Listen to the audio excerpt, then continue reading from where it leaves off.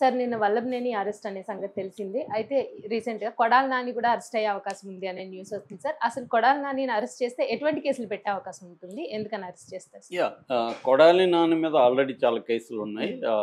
So, Telugu Desam party మీద దాడులు కావచ్చు, అవును సార్. అవన్నీ అట్లాగే ఆయన చాలామంది బూతులు కావచ్చు. కొడాలి నాని కూడా అరెస్టు చేసే అవకాశాలు ఉన్నాయి. అట్లాగే ఆయన మీద క్యాసినోలు నడిపాడని గతంలో ఇవన్నీ ఆరోపణలు ఉన్నాయి. యాక్చువల్గా ఎప్పుడూ అరెస్ట్ చేస్తారు కొడాలి నాని, వల్లభనేని వంశీ. వీళ్ళిద్దరూ ఒక రకంగా కవలలు లాంటి వాళ్ళు. ఎందుకంటే వీళ్ళిద్దరి మీద తెలుగుదేశం క్యాడర్కి కోపానికి ఇంకొక కారణం కూడా ఉంది. ఇద్దరు కూడా కమ్మ సామాజిక వర్గం వాళ్ళు. అంటే కమ్మ వాళ్ళుగా ఉండే వీళ్ళు మనకి యాంటీగా రెడ్డితో చేరి ఇలా చేస్తున్నారు అన్న, అంటే బయటోడి కంటే కూడా తన లోపల ఒకడు వ్యతిరేకంగా ఉంటే మోర్ యాంగర్ ఉంటుంది, ఎవరికైనా కోపం ఉంటుంది. అంటే మనతో ఉండి మనవాళ్ళు కదా, మనతో కదా ఉండాలి, అతను వాళ్ళతో ఎందుకు ఉండాలి. ముఖ్యంగా అక్కడ కుల అభిమానం కావచ్చు, దురభిమానం కావచ్చు చాలా ఎక్కువ ఉంటుంది ఆంధ్రప్రదేశ్లో. కులం అనే ఫ్యాక్టరు చాలా ప్రెడామినెంట్గా ఉంటుంది అనమాట. అసలు కులం ఫ్యాక్టర్ లేని పరిస్థితి లేదు అక్కడ. సో ఇంటర్ కాస్ట్లు జరిగినా కూడా మళ్ళీ అక్కడ కులం ఫ్యాక్టరీ కనబడుతూ ఉంటుంది. సో ఈ నేపథ్యంలో కొడాలి నాని మీద చాలా కసి. రెండవ కారణం, కొడాలి నానిది షార్ప్ టంగ్, వల్లభనేని వంశీది షార్ప్ కాదు, కానీ అతను బేసిక్గా భువనేశ్వర్ గారి మీద మాట్లాడింది మేజర్ ఇది. అదర్వైజ్ వల్లభనేని వంశీ ఇంత షార్ప్ కాదు, కొడాలి నానిది అట్లా కాదు. షార్పు అంటే ఒక కత్తితో ఆ మాటలు నాలుక కత్తిలాగా ఉపయోగిస్తాడు ఆయన. అతను చాలా హర్టింగ్గా ఉంటుంది వినే వాళ్ళకి, యువతల వాళ్ళకి బాగానే ఉంటుంది. మనోడు చూడు ఆడుకుంటున్నాడు, అసలు కొడాలి నాని మామూలుగా ఆడుకోలేదు కదా అని. బాలకృష్ణని కావచ్చు, తర్వాత పవన్ కళ్యాణ్ కావచ్చు, లోకేష్ని కావచ్చు, చంద్రబాబుని కావచ్చు, ఇటు ఎవరినైనా అతను చాలా దారుణంగా మాట్లాడతాడు.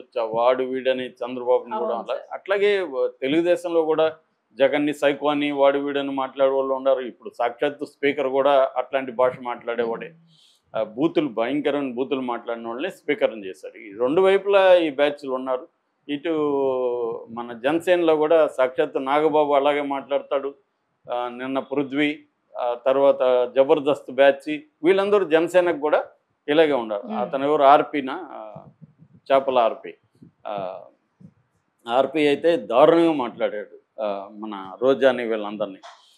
అతను వీళ్ళ వైసీపీ తెలుగుదేశం వైపే ఉంటాడు.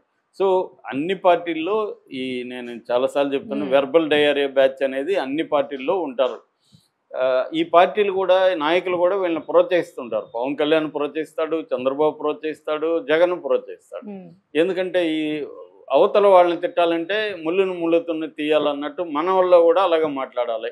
సబ్జెక్టు మాట్లాడే వాళ్ళకి కంటే కూడా ఇలాగ మాట్లాడే వాళ్ళకే ప్రామినెన్స్ ఉంటుంది. ఛానళ్ళు కూడా వాళ్ళనే పిలుస్తారు. ఎందుకంటే ఛానళ్ళల్లో సబ్జెక్ట్ కంటే కూడా గొడవలు కావాలి. గొడవలు వచ్చి లౌడ్గా ఉంటే వ్యూస్ ఎక్కువ వస్తాయి. జనాలకు కూడా మామూలుగా ఒకరు వచ్చి సబ్జెక్ట్ వివరిస్తే బోరింగ్గా ఉంటుంది వాళ్ళకి ఏంటంటే గొడవలు వేసుకొని గందరగోళం చేసి డ్రామా చేసి అరిసి ఇవన్నీ చేసి వాళ్ళకి కూడా ఉంటుంది. అంటే everybody needs a drama. So good or bad. So దీనివల్ల ఏమైపోయిందంటే ఇలాంటి వాళ్ళు బాగా పెరిగారు. నిజానికి ఇది విజువల్ మీడియా వచ్చినాకే ఇలాంటి వాళ్ళు పెరిగారు. అంతకుముందు అంత తక్కువ ఉండేది. ఎల్లో మీడియా అనే అప్పుడు కూడా అనేవాళ్ళు. అంటే ఇవి ఈ ఎల్లో మీడియా కాదు, ఇప్పుడు ఎల్లో మీడియా ఏమో తెలుగుదేశానికి సపోర్ట్. అప్పుడు ఎల్లో మీడియా అంటే పెంగల్ దస్తరాం పత్రిక, ఎన్కౌంటరు, ఇలాంటి వాటిని ఎల్లో మీడియా అనేది. అప్పట్లో బాలగోపాల్ కూడా ఎల్లో లైవ్స్ని డిపిక్ట్ చేసే మీడియా అని కూడా అనేవాడు. అంటే వీళ్ళకి ఒక డార్క్ సైడ్ ఉంటుంది రాజకీయ నాయకులకి. ఆ డార్క్ సైడ్ని ఈ ఎల్లో మీడియా, టాబ్లాయిడ్ మీడియా వాళ్ళు అన్ని భాషల్లో కూడా ఉండేవి. మనకి కన్నడలో కూడా హాయ్ బెంగళూరు, లంకేష్ పత్రిక, ఇలాంటి టాబ్లాయిడ్స్ అక్కడ ఒక 20-30 ఉన్నాయన్నమాట. వాళ్ళ పని కూడా ఇదే. సో అలాగా దాని రోలు తర్వాత ఎల్లో మీడియా, అప్పట్లో ఎల్లో మీడియా రోలు తర్వాత వీళ్ళు తీసుకున్నారు నాయకులు. ఎంత బాగా బూతులు తిడితే వీళ్ళకి అంత ప్రమోషను. కొంతమందికి డబ్బులు ఇచ్చి కూడా, మంత్లీ శాలరీలు ఇచ్చి కూడా వీళ్ళు తిట్టే వాళ్ళని పెట్టుకొని వీళ్ళని మీడియాలో ఎవరైతే గట్టిగా మాట్లాడతారో వాళ్ళని, తెలుగుదేశంలో ఫర్ ఎగ్జాంపుల్ పటాభి ఇలాంటి వాళ్ళు ఇట్లా వచ్చిన వాళ్ళు. అంటే లీడర్షిప్, నేను ఆ మధ్య కూడా ఒకసారి చెప్పాను, లీడర్లుగా ఎలా ఎదుగుతారంటే మామూలుగా గతంలో అయితే విద్యార్థి ఉద్యమాల నుంచి ట్రేడ్ యూనియన్ మూవ్మెంట్లు యూత్ మూవ్మెంట్ల నుంచి ఉద్యమాలు చేసుకుంటూ ప్రజా సమస్యలు పోరాడుతూ లీడర్లుగా వచ్చేవాళ్ళు ఒక జనరేషన్. తర్వాత క్రైమ్లో నుంచి లీడర్లుగా ఎదగడం అనేది అదొక ఇదైంది. తర్వాత నోరు బారేసుకొని వీళ్ళు క్రైమ్ చేయలేరు, లీడర్షిప్ ఉండదు, ఏముండదు. వీళ్ళు వచ్చి టీవీల్లో మీడియాలో నోరు బారేసుకొని ఎదుటి తిట్టడం తప్ప వాడికి ఇంకే పని చేత కాదు. వాడి ప్రజల తరపున ఏమీ పోరాడడు, ఏమీ మాట్లాడు. ఎదుటి వాళ్ళని బూతులు తిట్టడమే అతనికి ఉండే ఏకైక అర్హత. వాళ్ళు కూడా లీడర్లు అయిపోయిన సందర్భం మనకి వాళ్ళు కనబడుతుంది. ఈ కొడాలి నాని కూడా అదే స్థాయిలో ఉన్నాడు. యాక్చువల్గా కొడాలి నాని, వల్లభనేని వంశీ ఇద్దరు కూడా ఫ్రెండ్స్, ఇద్దరు కూడా తెలుగుదేశం నుంచి వెళ్ళిన వాళ్ళు అవతలకి. సో దానివల్ల వీళ్ళిద్దరిని మనం అరెస్ట్ చేయాలి. యాక్చువల్గా ఫస్ట్ మంత్లోనే వీళ్ళిద్దరు అరెస్ట్ చేసేస్తారని తెలుగుదేశం మీడియా కావచ్చు, నాయకులు కావచ్చు, కార్యకర్తలు వెయిట్ చేశారు.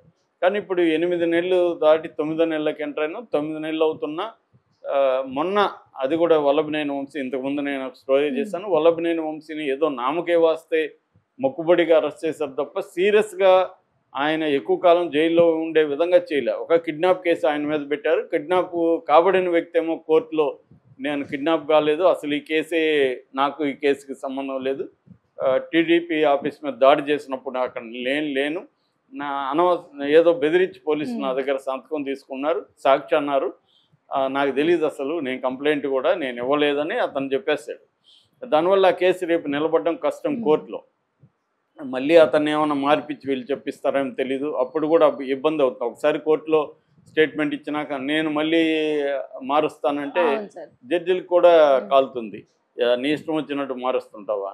కాబట్టి ఇది వల్లభనేని వంశీ అరెస్ట్ అనేది పెద్దగా ఏమి ఎఫెక్టివ్గా ఉండదు.